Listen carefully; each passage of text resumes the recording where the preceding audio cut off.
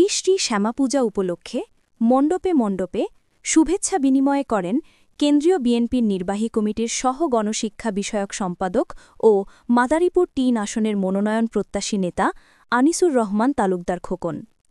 মঙ্গলবার রাতে ডাসার উপজেলার বিভিন্ন পূজা মণ্ডপে গিয়ে এই শুভেচ্ছা বিনিময় করেন এবং পূজা উদযাপনে আর্থিক সহায়তা প্রদান করেন। এ সময় উপজেলা বিএনপির নেতৃবৃন্দ উপস্থিত ছিলেন। এ সময় খোকন তালুকদার বলেন, আয়োজক সুন্দর আয়োজন করেছেন এবং আমার সামনে মা বোনেরা, আমার ভাইয়েরা, যুবক ভাইয়েরা সকলকে জানাচ্ছি শুভেচ্ছা অভিনন্দন। আমরা প্রতিটা মন্দিরে সবার সাথে দেখা করার জন্যই আসছি।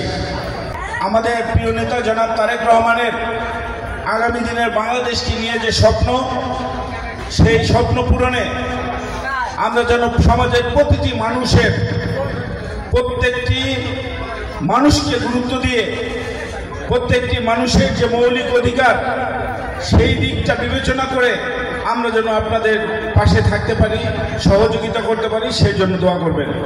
আগামী দিনের যে রাজনীতি, আমাদের বাংলাদেশের যে প্রেক্ষাপট, স্বাধীনতা, গণতন্ত্র নতুন করে যে আমরা পেলাম, সেই নতুন স্বাধীনতা, নতুন গণতন্ত্রে প্রতিটি মানুষ যেন মৌলিক অধিকার সমানভাবে ভোগ করতে পারে, সেই জন্য আমাদের চেষ্টা থাকবে।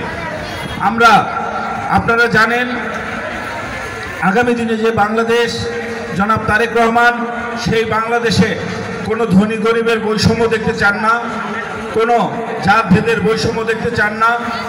আমরা চাই, জনাব তারেক রহমান চায় সমাজের প্রত্যেকটি মানুষ যেন তার মৌলিক অধিকার সে ভোগ করতে পারে, সমাজের প্রত্যেকটি মানুষ যেন গণতন্ত্র, স্বাধীনতার স্বাদ ভোগ করতে পারে, সেটাই আমরা চাই। আমরা আপনাদের পাশে থেকে আপনাদের ভালোবাসায়, আপনাদের দোয়ায় আমরা যদি আগামীতে খেদমত করার আপনাদের সুযোগ পাই, আপনাদেরকে কথা দিতে পারি, আপনারা যখন ডাকবেন আমাদেরকে কাছে পাবেন, পাশে পাবেন, সেই প্রতিশ্রুতি রেখে শেষ করছি। সকলকে ধন্যবাদ।